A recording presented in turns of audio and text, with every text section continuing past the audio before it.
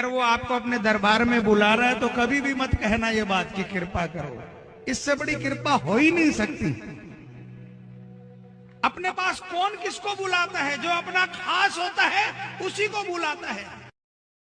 करता करे न कर सके, शिव करे सो होय। तीनों लोक नोखंड में महाकाल से बड़ा न कोई।